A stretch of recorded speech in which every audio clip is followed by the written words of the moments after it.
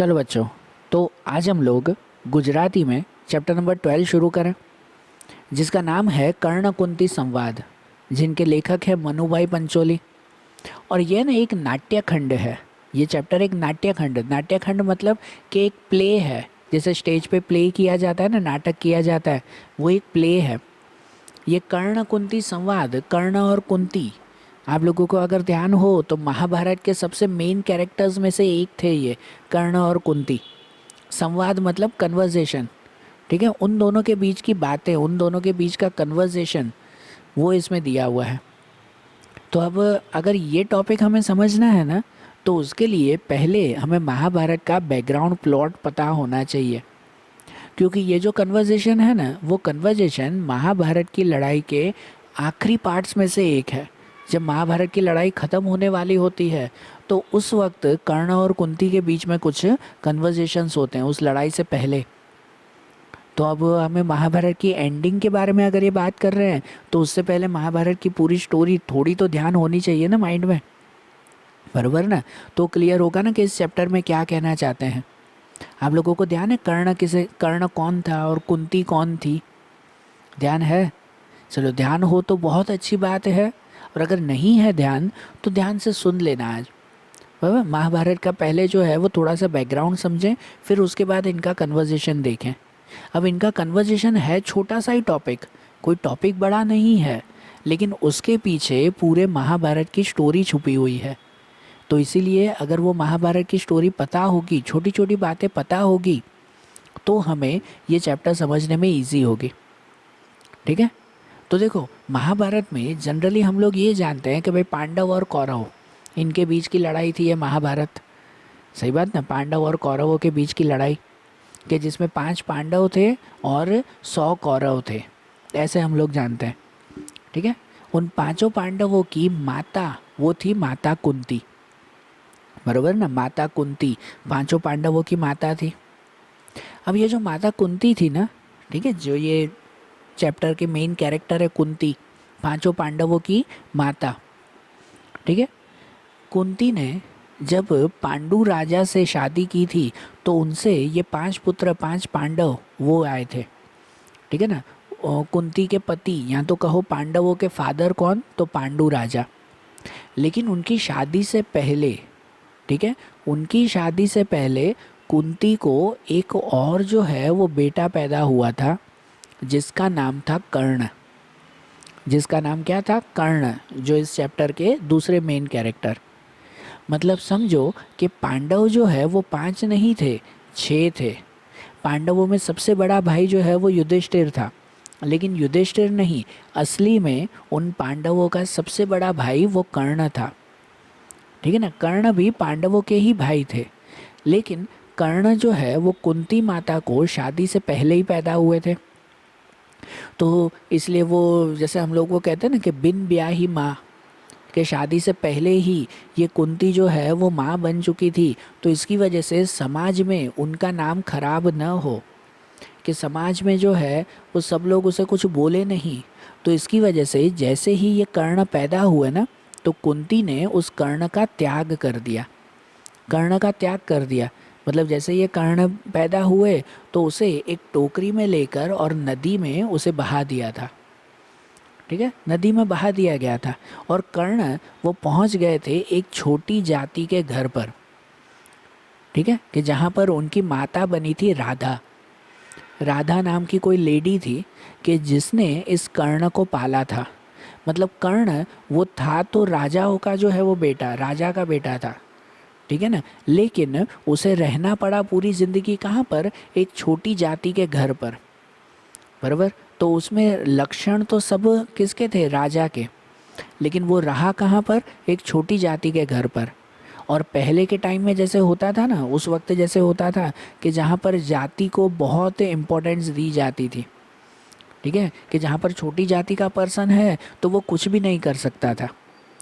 उसे जो है वो कैसे एक अछूत की तरह माना जाता था, एक अलग माना जाता था कि नहीं भाई तो छोटी जाति का है, उसे कुछ भी फैसिलिटीज़ नहीं मिलनी चाहिए। ठीक है, तो कर्ण को बहुत मुसीबतें सहन करनी पड़ी। कर्ण में टैलेंट बहुत था बचपन से ही, क्योंकि वो राजा का बेटा था। माना जाता है कर्ण के पिता जो है वो सूर्य भगवान थे, सूर्य पुत्र कर्ण ऐसे माना जाता है, सूर्य भगवान थे। तो उनमें जोश, उनमें टैलेंट तो उतना ही था, लेकिन एक छोटी जाति में जो है वो उसकी परवरिश हुई, तो इसकी वजह से समाज में उसे जितनी रिस्पेक्ट मिलनी चाहिए ना कर्ण को, उतनी नहीं मिली। कर्ण हमेशा बचपन से ही एक ही चीज़ के लिए कर्ण परेशान था, तो वो था अपनी रिस्पेक्ट के लिए, कि समाज में उसे कहीं पर भी रिस्पेक्ट नहीं मिलती थी क्योंकि वो छोटी जाति का था। एक्चुअली नहीं, एक्चुअली था तो वो राजा का बेटा, लेकिन उसकी परवरिश वैसे हो रही थी ना, सबको तो यही लगता था ना कि वो तो एक छोटी जाति का लड़का है। उसमें टैलेंट भी बहुत था, उसने बचपन से हर एक चीज़ सीखी, बराबर ना, हर एक चीज़ उसने सीखी, तलवार चलाना, तीर चलाना, जो युद्ध में जो जो कलाएं उसे आनी चाहिए वो सभी चीज़ें कर्ण ने सीख ली। लेकिन उसके बाद उसकी कला का समझो कि भाई नाम कौन दे, कि वो कहीं पर भी कोई भी गुरु के पास जाता तो उसे सब यही कहते कि नहीं भाई तुम तो छोटी जाति के हो, हम तुम्हें नहीं सिखाएंगे। कर्ण ने खुद जो है वो ये सब कलाएं सीखी थी। ठीक है, कहते हैं तीर चलाने में सबसे महान कौन माना जाता है, तो अर्जुन। सबको ये नाम पता है ना, पांडवों में से एक था अर्जुन, लेकिन अर्जुन से भी महान, अर्जुन से भी ग्रेट अगर कोई तीर चलाने वाला हो ना, तो वो कर्ण था, बराबर, तो वो कर्ण था, सच में था तो अर्जुन का ही भाई ना वो। अर्जुन से ज़्यादा टैलेंट जैसे कर्ण था। कर्ण ने यंग एज में आते आते खुद को इतना जो है वो पावरफुल, इतना टैलेंटेड बना दिया था कि जैसे कर्ण को हराना वो इम्पॉसिबल था। कर्ण को हराना क्या हो चुका था, इम्पॉसिबल हो चुका था, कि भाई इतना उसने खुद को पावरफुल बना दिया था। लेकिन वो अपना पावर, अपना टैलेंट दिखाए किसके सामने, कोई भी उसके टैलेंट को जो है वो मानने के लिए ही तैयार नहीं था, बराबर ना, कोई भी उसका टैलेंट नहीं मानने को तैयार था ना, देखने को ही तैयार नहीं था। क्यों नहीं तैयार था, क्योंकि वो एक छोटी जाति का था, इसलिए सब उसे दुत्कारते थे। कर्ण हमेशा, जो मैंने बताया ना, ज़िंदगी भर एक ही चीज़ के लिए वो तरसता रहा कि उसे रिस्पेक्ट नहीं मिली, जितनी रिस्पेक्ट उसे मिलनी चाहिए उतनी उसे नहीं मिल रही थी। समझ आ रही है बात। अब इसमें बात ऐसी हुई कि जब कौरव और पांडव वो भी जब अपनी शिक्षा लेकर बड़े हुए और आखिरकार कौरव और पांडव वो अपने राजमहल में जब अपनी कला का, पहले के टाइम में ऐसे होता था ना कि भाई जो बच्चे होते थे वो गुरुकुल जाते थे, ठीक है, गुरु के आश्रम में जाते थे और वहाँ पे ये सब कलाएं सीखते थे। तो वहाँ पर सब सीख कर अपने अपने राज्य में वापस आए थे, कौरव पांडव अपने राज्य में आए, हस्तिनापुर में आए। तब उस वक्त उनके लिए एक बहुत बड़ा, क्या कह सकते हैं कि एक सेलिब्रेशन रखा गया, सेलिब्रेशन समझो, एक बहुत बड़ा सेलिब्रेशन रखा गया कि जिसमें सभी कौरव सभी पांडव वो अपनी कला का प्रदर्शन कर रहे थे, कि अर्जुन तीर चलाने में माहिर है, भीम जो है वो गदा चलाने में, युधिष्ठिर तलवार चलाने में, तो हर कोई अपनी अपनी कला में एक्सपर्ट था। तो वो सभी लोग अपनी अपनी कला का अपना अपना टैलेंट वो दिखा रहे थे वहाँ पर। और तब उस वक्त कर्ण वहाँ पर आ गया, बिना कहे कर्ण सबके बीच में आ गया, पूरी पब्लिक, पूरा गांव वहाँ पर था, कर्ण सबके बीच में आ गया और वहाँ पर उसने अपना टैलेंट दिखाया। ठीक है, उसका टैलेंट देखकर पहले तो राजा महाराजा भी, हर कोई जो है वो क्या कहते हैं, आश्चर्यचकित हो गए कि इतना गजब टैलेंट, कि जो कोई कौरव कोई पांडवों में इतना टैलेंट नहीं था जैसा टैलेंट उस कर्ण ने सबके सामने दिखाया। तो पहले तो सब बहुत खुश हो गए। फिर कर्ण से पूछा गया कि भाई तुम कौन हो, ठीक है, कि तुम कौन हो। तब कर्ण ने बताया कि मैं एक सूत पुत्र हूँ। सूत पुत्र मतलब एक छोटी जाति का। और तब उस वक्त जो राजा महाराजाओं ने जिन जिन ने कर्ण की तारीफ की ना, एक ही पल में सब लोग कर्ण की बुराई करने लगे कि अगर तुम इतनी छोटी जाति के हो तो तुम्हारी हिम्मत कैसे हुई कि इन राजा महाराजाओं के बीच में आने की, कि भाई यहाँ पर आना तुम जैसे लोगों के लिए अलाउड नहीं है, कि तुम यहाँ से चले जाओ, बराबर। तो जहाँ पर एक पल में उसके टैलेंट के लिए सब ने उसकी तारीफ़ की थी, वही दूसरे पल में जब सबको पता चला कि ये एक छोटी जाति का लड़का है कर्ण, तो सब ने उसकी बुराई की। और उस वक्त सबके बीच में जो कौरवों में सबसे बड़ा था ना, दुर्योधन, कौरवों में सबसे बड़ा कौन था, दुर्योधन। उस दुर्योधन ने सिर्फ कर्ण का साथ दिया। किस वजह से दिया पता है, सिर्फ अपना मतलब निकालने के लिए। अब कौरव कैसे थे ये तो आपके माइंड में है, कि कौरव तो समझो हमारे लिए तो वो विलेन साइड में थे ना, है ना, पांडवों के खिलाफ ही थे वो। तो उस वक्त कौरवों के जो लीडर थे दुर्योधन, उस दुर्योधन ने कर्ण का साथ दिया। क्यों साथ दिया पता है? क्योंकि उन्होंने उस वक्त मन ही मन सोच लिया था कि अगर कर्ण मेरे हमारे साइड आ जाए ना तो हम पांडवों को इजीली हरा सकते हैं फ्यूचर में। ठीक है, इसीलिए दुर्योधन ने कर्ण को अपनी साइड कर लिया। और कर्ण एक छोटी जाति का था ना, ठीक है, तो उसी वक्त दुर्योधन ने अपना एक छोटा सा राज्य अंग नाम का राज्य, वो किसके नाम पर? कर्ण के नाम पर कर दिया। तो उसके बाद वो कर्ण अंगराज कहलाया। कर्ण का एक दूसरा नाम पड़ा अंगराज। ठीक है, किसने साथ दिया था? दुर्योधन ने। और तब कर्ण ने दुर्योधन को वचन दिया था कि जब किसी ने भी मेरा साथ नहीं दिया, कि हर वक्त हर किसी ने मेरी छोटी जाति की वजह से मुझे हमेशा दुत्कारा है, उस वक्त सिर्फ तुमने मेरा साथ दिया है, तो भाई मैं तुम्हें वचन देता हूँ। कर्ण ने दुर्योधन को वचन दिया, मतलब इन कौरवों को वचन दिया, भाई मैं तुम्हें वचन देता हूँ कि मैं ज़िंदगी भर तुम्हारा साथ छोड़ूंगा नहीं। कोई भी मुसीबत आए मैं हमेशा तुम्हारे साथ रहूँगा। ऐसा कर्ण ने किसको वचन दिया? दुर्योधन को, कौरवों को वचन दे दिया। ठीक है, और कर्ण की एक दूसरी खासियत थी। कर्ण दो क्वालिटी के लिए हमेशा फेमस है। एक कर्ण फेमस है अपने दान के लिए, वो टॉपिक तो इसमें नहीं है, वो तो बिल्कुल अलग टॉपिक है, लेकिन जस्ट बता रहा हूँ कि कर्ण फेमस है अपने दान के लिए। कहते हैं दुनिया का सबसे बड़ा दानी कौन? तो कर्ण। ठीक है, वो हर दिन न जाने कितने लोगों को भरपूर दान देते थे, एक उसके लिए। और दूसरा कर्ण फेमस है अपने वचन के लिए। कर्ण जिसको जो वचन दे दे ना, तो उसके बाद तो भले मौत भी आ जाए ना, वो अपना वचन नहीं तोड़ते थे।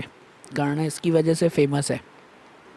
और यहाँ कर्ण ने दुर्योधन को, मतलब कि कौरवों को वचन दे दिया कि भले कुछ भी हो जाए ना, मैं हमेशा तुम्हारा साथ दूंगा। ऐसा वचन वो कौरवों को मिल गया। तो अब वो फ्यूचर में, ठीक है, फ्यूचर में बहुत सारी ऐसी सिचुएशन आई कि जिसमें जो है वो कौरवों ने हमेशा कर्ण का साथ दिया या कर्ण का सपोर्ट दिया। ठीक है, लेकिन फिर भी कर्ण को बाकी सब जगहों से वो ऐसे समझो, क्या कह सकते हैं कि दुत्कार ही मिला, कि जितना रिस्पेक्ट मिलना चाहिए था उतना नहीं, उतना रिस्पेक्ट सिर्फ और सिर्फ उसे कौरवों की तरफ से ही मिला था। जब पता है पांडवों की पत्नी जो द्रौपदी थी, है ना, पांडवों की पत्नी थी द्रौपदी, जब द्रौपदी का स्वयंवर हो रहा था, तब उस स्वयंवर में सभी राजा आए थे। उस वक्त तो कैसे होता था कि बस स्वयंवर होता था, सभी राजा आते थे, उसके सामने एक कंपटीशन रखी जाती थी, जो जीते वो उससे शादी करेगा। तो सभी राजा आए थे और उस वक्त कर्ण भी आया था, क्योंकि कर्ण को इस दुर्योधन ने राजा बना दिया था ना। अपना एक राज्य, दुर्योधन ने अपना एक राज्य कर्ण के नाम पर कर दिया था, कि जिससे कर्ण अंगराज कहलाता था। तो अब तो कर्ण भी राजा था, तो वो भी आया था वहाँ पर द्रौपदी के लिए स्वयंवर में। ठीक है, वो कंपटीशन हुई थी ना, कि जिसमें मछली की आंख में तीर मारना था। ये महाभारत की ये स्टोरी आपने सुनी होगी ना, मछली की आंख में तीर मारना था। तब उस वक्त वो अर्जुन जीता था उसमें। ठीक है, तो कर्ण भी वहाँ पर था और बिल्कुल कर्ण ही जीतता वहाँ पर। द्रौपदी की शादी शायद कर्ण से ही हो जाती, लेकिन जैसे ही कर्ण वहाँ पर आया ना स्वयंवर में, तब द्रौपदी ने सबके सामने चिल्लाकर कर्ण का अपमान कर दिया कि ये तो एक सूत पुत्र है, ये तो एक छोटी जाति का है, भाई इसको तो राजा दूसरे ने बनाया है, वो खुद राजा नहीं बना है, तो इसको स्वयंवर में आना अलाउड नहीं है, कि मैं इससे शादी नहीं करूँगी। ये द्रौपदी ने सबके सामने वो कर्ण का अपमान कर दिया, जिसकी वजह से भी कर्ण के मन में बहुत गुस्सा था। अब फ्यूचर में हुआ ऐसा कि जब महाभारत की लड़ाई हुई, बीच में तो बहुत सारी स्टोरीज हुई ना, ठीक है, ऐसी तो जो मैंने बताई है तो अभी कुछ भी नहीं है। महाभारत में तो ऐसी बहुत सारी छोटी छोटी कहानियाँ हैं। तो जब फ्यूचर में आखिरी में जब पांडवों और कौरवों के बीच में लड़ाई हुई, जब उनके बीच में समझौता नहीं हुआ और फाइनली जब महाभारत की लड़ाई शुरू हुई ना, तब उस वक्त पांडव एक तरफ थे, कौरव एक तरफ, और जो कर्ण था वो किसका साथ दे रहा था? कौरवों का साथ दे रहा था। ठीक है ना, क्योंकि कर्ण ने कौरवों को वचन दिया था कि भाई हमेशा मैं तुम्हारा ही साथ दूंगा, तो इसलिए कर्ण कौन सी साइड था, तो कौरवों के ही साइड था। सही बात कि नहीं, वो तो उसी साइड था ना। अब उस वक्त अब उस वक्त उस तरफ पांडव, यहाँ पर कर्ण, कर्ण था तो पांडवों का ही भाई, लेकिन फिर भी कौरवों की तरफ था, क्योंकि उस वक्त किसी को भी पता नहीं था कि भाई कर्ण वो कुंती का ही बेटा है, पांडवों का ही बड़ा भाई है, वो तो किसी को भी पता नहीं था ना। तो इसलिए कर्ण था तो वो कौन सी साइड, उसी साइड, कौरवों की साइड। ठीक है। और कर्ण में सच में इतनी ताकत थी कि पांचों पांडवों में से कोई भी कर्ण के सामने टिक पाने वाला नहीं था। कर्ण अगर पांचों पांडवों के सामने लड़ने बैठ जाए ना, तो सच में पांचों पांडव हार जाते और कर्ण जीत जाता। और कर्ण जीत जाता मतलब क्या, कि कौरव जीत जाते। लेकिन एक्चुअली सही कौन था, सही तो पांडव थे ना, कौरव तो गलत थे। लेकिन कर्ण की वजह से शायद वो सभी कौरव जीत जाते। तो अब लड़ाई के आखिरी में, अब इस चैप्टर के पॉइंट पे पहुंचते हैं। हाँ, चैप्टर का पॉइंट, अभी जो मेन टॉपिक इसमें बताया गया है कि लड़ाई के आखिरी में जो कुंती माता थी ना, वह अब कुंती माता वो कर्ण के पास गई। ठीक है, जो कर्ण कुंती संवाद है वो यहाँ से शुरू होता है कि लड़ाई के वक्त माता कुंती वो कर्ण के पास गई, उन्हें सब सच्चाई बताने के लिए कि भाई कर्ण, तुम मेरे ही बेटे हो, तुम पांडवों के ही भाई हो, तो अब तुम कौरवों का साथ छोड़ो और पांडवों की तरफ आ जाओ, अपने बड़े भाई की तरफ आ जाओ, अपने भाइयों की तरफ आ जाओ, कि सभी भाई तुम्हें बड़ा भाई मानकर तुम्हारे साथ रहेंगे, कि अब तुम कौरवों का साथ छोड़ दो और यहाँ पे आ जाओ। ये माता कुंती वो किसके पास, कर्ण के पास आई, जो अब चैप्टर का टॉपिक चल रहा है। हाँ? कि ये क्या कह सकते हैं, ये कन्वर्जेशन उनमें हो रही थी कि माता कुंती कर्ण के पास आई और उन्हें कह रही थी कि भाई तुम मेरे ही बेटे हो, ठीक है, तुम मेरे ही बेटे हो और तुम कौरवों का साथ छोड़कर यहाँ पे आ जाओ। अब सालों बाद, इतने सालों बाद, जब जो है वो कोई कोई लेडी आकर, कोई ये मदर आकर अपने बेटे को कहे कि तुम भाई मेरे ही बेटे हो, तो इमेजिन करो उसके मन पर क्या गुजरेगी। ठीक है ना, कर्ण के मन पर क्या गुजरी होगी, आप जस्ट इमेजिन करके देखो। कर्ण उस वक्त ये माता कुंती को वो कह रहा है कि अगर मैं तुम्हारा ही बेटा हूँ तो तुम इतने साल मेरे पास क्यों नहीं आई। ठीक है ना, कर्ण तो सीधा ही अपनी माता को यही कहेगा ना कि अगर मैं तुम्हारा ही बेटा हूँ तो इतने साल मेरे पास क्यों नहीं आए, कि इतने साल मुझे एक सूत पुत्र बना के रखा, एक छोटी जाति बना के रखा, राधा नाम की लेडी ने वही मुझे पाला है, वो मेरी माता बनी हमेशा से, भाई तुम तो मेरी माता थी ही नहीं। ठीक है ना भाई, इतने साल तुम क्यों नहीं आई, और आज क्या ज़रूर पड़ गई कि तुम मेरे पास आ गई हो। बराबर, इतने साल नहीं आए और आज अचानक क्या, कि अगर इतने साल में कुछ भी नहीं हुआ तो आज ऐसा क्या हो गया कि तुम्हें यहाँ मेरे पास आना पड़ा। कर्ण की बात तो सही है ना, बराबर ना, वो माता कुंती इतने साल वो कर्ण के पास आई भी नहीं और आज अचानक उनके पास आ गए हैं। वो क्यों आ गए हैं पता है, क्योंकि उसमें भी जैसे माता कुंती का एक स्वार्थ था कि अगर कर्ण कर्ण जो है वो सबके सामने लड़ता ना, तो हमेशा कौरवों की ही जीत होती और पांडवों की हार हो जाती। बराबर, अगर कौरवों के साइड में था और वो अगर लड़ता तो कौरवों की जीत पक्की थी, और कौरवों की जीत नहीं होनी चाहिए थी, क्योंकि वो इतने खराब थे, वो तो हमें सबको ही पता है। ठीक है ना, वो महाभारत की ये बात तो पता है कि भाई कौरव जो है वो बिल्कुल गलत है, जीत तो पांडवों की ही होनी चाहिए, तो ही कहलाता है कि हाँ भाई सच की जीत हुई। बराबर ना, तो उस वक्त उसकी जीत होना पॉसिबल नहीं थी। तो इसलिए माता कुंती वो इस कर्ण को समझाने आई थी कि भाई तुम पांडवों की तरफ आ जाओ, नहीं तो सभी पांडव हार जाएंगे। एक तरफ से मन में वो माता कुंती के मन में ये एक तरह से लालच भी थी कि अगर कर्ण जो लड़ाई करेगा तो मेरे पांचों बेटे मर जाएंगे, बराबर ना, पांचों पांडव मर जाएंगे। तो इसी वजह से उन पांचों पांडवों को बचाने के लिए वो कर्ण से जैसे रिक्वेस्ट करने आई थी। और कर्ण कर्ण अब इतनी जल्दी मानने वाला था नहीं ना। कर्ण ने तो पहले मना ही कर दिया कि अगर तुम्हें इतने साल मेरी याद नहीं आई तो अब क्यों आई है भाई, अपने बेटों को बचाने के लिए, कि भाई तुम मेरे पास जो है वो ऐसे रिक्वेस्ट करने के लिए आए हो, तो ये तो गलत बात है। तब माता कुंती वो कर्ण से क्या कहते हैं कि वो माफ़ी भी मांगती है। वो कहती है कि हाँ भाई बिल्कुल भाई मैंने भूल की है, और तुम मुझे कुछ भी कहो मैं हर चीज़ सुनने के लिए तैयार हूँ। मैं हर तुम्हारी हर एक बात, क्या कह सकते हैं कि भाई तुम्हारी हर एक जो बुराई तुम मेरे लिए कर रहे हो वो सभी मैं सुनने के लिए तैयार हूँ। लेकिन अब वो मेरी गलतियों को माफ़ी दे दो और तुम हमारे साथ आ जाओ, कुंती कर्ण को कहती है। तब कर्ण जो बीच में कन्वर्जेशन है, उस कन्वर्जेशन में पूरी स्टोरी है जो मैंने आपको पहले बताई, इसलिए वो पहले ही मैंने स्टोरी बता दी। क्योंकि कर्ण बीच बीच में वो कुंती को, अपनी माता को कह रहा है कि जब जब उस वक्त सभी राजाओं के सामने मेरा अपमान हो रहा था, ठीक है, तब उस वक्त सिर्फ दुर्योधन ने मेरा साथ दिया था। तब उस वक्त अगर तुम मेरी माता थी तो तुम मेरा साथ देने क्यों नहीं आई? सबके बीच में तुम भी वहीं पर ही थी। सही बात ना। कर्ण कुंती को करा, जो मैंने बताया ना कि कर्ण को पहले तो उसके टैलेंट के लिए सबने तारीफ की थी, लेकिन फिर जब पता चला कि वो सूत पुत्र है तो सब उसका अपमान कर रहे थे।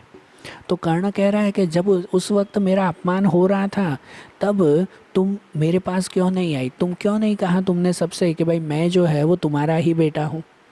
ठीक है। कर्ण कह रहा था, अपनी माता को ही कह रहा था कि जब जो है वो द्रौपदी ने सबके सामने मेरा अपमान किया था कि ये एक सूत पुत्र है और मैं इससे शादी नहीं करूँगी, तब उस वक्त तुमने क्यों नहीं कहा कि भाई मैं सूत पुत्र नहीं, मैं राजा का बेटा हूँ, कि भाई मैं तुम्हारा ही बेटा हूँ। और इतने सालों तक हर किसी ने मेरा अपमान किया, तब उस वक्त तुम मेरे पास क्यों नहीं आई और आज क्यों आई हो मेरे पास? ठीक है, कर्ण ने कुंती को सीधे ही कहा। और कुंती ने उस वक्त उसे उसे भी सब सच्चाई यही बताई कि हाँ उस वक्त भी मेरी गलती थी, कि उस वक्त मुझे बुरा लग रहा था कि सब लोग तुम्हारा अपमान कर रहे हैं, लेकिन अगर मैं तुम्हारे पास आ जाती तो समाज में मेरा भी नाम खराब हो जाता। कि भाई शादी से पहले ही इस कुंती का एक बेटा हो चुका था कर्ण। अगर ये बात सबको पता चल जाती तो सबके सामने वो मेरा नाम खराब हो जाता, तुम्हारे पांचों भाइयों का नाम खराब हो जाता। और इसी वजह से भाई तुम्हारा अपमान होता था ना, तो मैं मन ही मन दुखी होती थी, लेकिन तुम्हारे पास आ नहीं पाती थी। ये कुंती कर्ण को कहते हैं कि भाई मैं मन ही मन बहुत दुखी होती थी, लेकिन तुम्हारे पास नहीं आ पाती थी इसी वजह से। तो कर्ण उसे कहते हैं कि अब अगर इतने साल बीत गए कुछ भी नहीं हुआ, तो आज भी कोई आने का ज़रूर नहीं है। कि भाई मैंने दुर्योधन को वचन दिया है, मैंने दुर्योधन को वचन दिया है कि मैं हमेशा उसका साथ दूंगा। मुझे भी पता है कि दुर्योधन गलत है, कर्ण खुद ही कह रहा है कि मुझे भी पता है दुर्योधन गलत है और भाई उसकी हार नक्की है, लेकिन फिर भी मैंने उसको वचन दिया है तो मैं अपना वचन तोड़ूंगा नहीं। सही बात है ना। जो कर्ण, तो नाम ही उसके लिए, इसी की वजह से तो उनका नाम है कि कर्ण जिसको एक बार वचन देते हैं तो उसका वचन वो कभी नहीं तोड़ते। और यहाँ कर्ण ने दुर्योधन को वचन दिया है कि वो उसके साइड ही लड़ेंगे, कौरवों के साइड लड़ेंगे। तो उनकी माता भी अगर आकर उनसे कह रही है ना, तो भी तो भी वो अपने वचन से दूर हटने वाले नहीं हैं। उनकी माता उन्हें समझाती है कि भाई तुम चलो मेरे साथ, कि भाई अगर पांचों पांडवों के साथ रहोगे तो पांचों पांडव तुम्हें अपना बड़ा भाई मानेंगे, तुम्हें बड़े भाई की तरह रिस्पेक्ट मिलेगी, तो तुम चलो अब मेरे साथ। तब कर्ण कहता है कि जिस रिस्पेक्ट की मुझे पहले ज़रूर थी वो तो मुझे कभी मिली ही नहीं। कर्ण को तो हमेशा अपमान ही सहन करना पड़ा था। कर्ण कहता है ना कि भाई मुझे तो कोई रिस्पेक्ट नहीं मिली। हम्म? और अब तो भाई मुझे इसी तरह से रहने की आदत पड़ चुकी है, तो अब मैं आपके साथ नहीं आऊँगा। भाई मैंने दुर्योधन को वचन दिया है कि भाई मैं तुम्हारे साथ नहीं आऊँगा, है ना, कि भाई मैं हमेशा उनके साथ ही रहूँगा, कौरवों के साथ। ठीक है। तब जो है वो कुंती जब ये बातें करते करते कहती है ना, तब वो कर्ण ये भी कहता है कि भाई अगर भगवान भी आ जाएंगे ना तो भी मैं भाई तुम्हारे साथ नहीं आने वाला और नहीं आ सकता। और तब भगवान के नाम सुनकर कुंती जो है वो उन्हें कहते हैं कि हाँ सच में जो श्री कृष्ण है, वो श्री कृष्ण भी आज जो है वो यहाँ पर हमारे साथ आए हुए हैं। इन दोनों के कन्वर्जेशन में श्री कृष्ण भी वहाँ पर थे, जहाँ पर श्री कृष्ण बेस बदल कर एक सैनिक का बेस लेकर साइड में खड़े हुए थे। ठीक है ना, एक सैनिक का बेस लेकर। तब कर्ण जो है वो श्री कृष्ण को देखते हैं ना, तो दौड़ते हुए उनके पैर छूने के लिए चले जाते हैं और हंसते हुए कहते हैं कि भाई श्री कृष्ण भाई आप भी जो है वो गजब हो कि ऐसे बेस बदल कर मेरे सामने आ चुके हो। ठीक है। तब कृष्ण भी आखिरी में जो है वो कृष्ण भी उन्हें समझाता है कि भाई अगर तुम चाहो तो भाई सब कुछ छोड़कर आज भी अपनी माता के पास आ सकते हो। ठीक है, कि भाई तुम अपने पांडवों के साथ हो सकते हो, श्री कृष्ण भी उन्हें समझाते हैं। लेकिन कर्ण इस बात के लिए भी मना कर देता है। वो उसे कहता है कि नहीं, कि भाई मेरा सही धर्म यही है कि भाई मैंने जिसको वचन दिया है उसके लिए वचन पूरा करूं। तो अब वो वचन तोड़कर मैं कहीं भी आ सकता नहीं हूँ। ठीक है ना। तब आखिरी में श्री कृष्ण उन्हें कहते हैं, श्री कृष्ण कहते हैं कि भाई ठीक है, अब जैसी तुम्हारी इच्छा। बराबर, क्योंकि क्योंकि जो है धर्म से बड़ा और कुछ भी नहीं होता। श्री कृष्ण उन्हें कहते हैं ना कि भाई धर्म से बड़ा कुछ भी नहीं है, कि अगर तुम्हें ये लगता है कि सही धर्म सिर्फ और सिर्फ वचन निभाने में है तो तुम अपना वचन निभाओ, फिर जो होगा वो देखा जाएगा। श्री कृष्ण भी कर्ण को समझाते हैं, लेकिन कर्ण ने उसे भी मना कर दिया। ठीक है ना। तब वो माता कुंती और श्री कृष्ण दोनों ही जो है वो रिटर्न जा रहे होते हैं, कि अब कर्ण तो साथ नहीं आ रहे हैं, दोनों रिटर्न जा रहे होते हैं। तब आखिरी में कर्ण जो है वो उन्हें कहता है, माता कुंती को रोक कर आखिरी में कहता है कि भाई माता, तुम जो है वो तुमने मुझे सब सच्चाई बताई है कि भाई मैं तुम्हारा बेटा हूँ, लेकिन पांचों पांडवों में से किसी को भी मत बताना कि भाई मैं तुम्हारा बेटा हूँ। नहीं तो अगर उन्हें पता चल जाएगा तो कोई भी मेरे सामने लड़ पाएगा नहीं।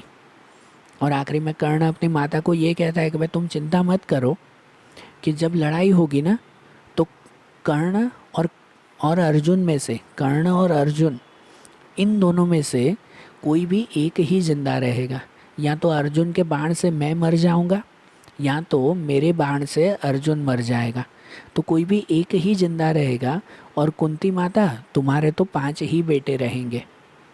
ठीक है ना। कर्ण वो कुंती माता को ये कहता है कि तुम चिंता मत करो, तुम्हारे 5 बेटे तो रहेंगे ही।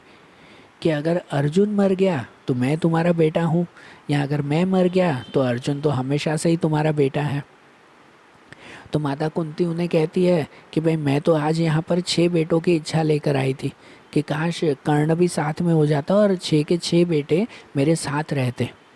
तब कर्ण आखिरी सेंटेंस कहकर वो कंप्लीट करता है कि काश आप थोड़े पहले आए होते।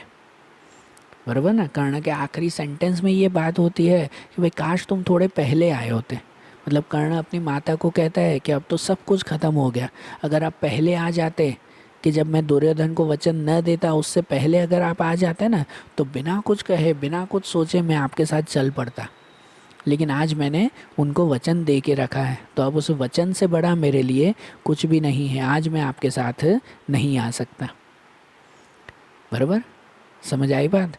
तो कर्ण और कुंती के संवाद में मेन टॉपिक यही है कि कुंती वो कर्ण को समझाने आई थी कि आप पांडवों के साथ फिर से चलो, लेकिन कर्ण जो है वो उस बात के लिए मना कर देते हैं। श्री कृष्ण के समझाने पर भी मना कर देते हैं कि भाई उन्होंने दुर्योधन को वचन दिया है तो वो हमेशा उनके साथ ही रहेंगे, वो इनके साथ नहीं आ पाएंगे। बराबर, आई बात समझ में। तो देखो, आज जैसे हमने गुजराती का ये चैप्टर देखा ना, अब ऐसे ही इनके दूसरे चैप्टर्स वो अब हम लोग अगले वीडियोज़ में देखेंगे। Okay, thank you.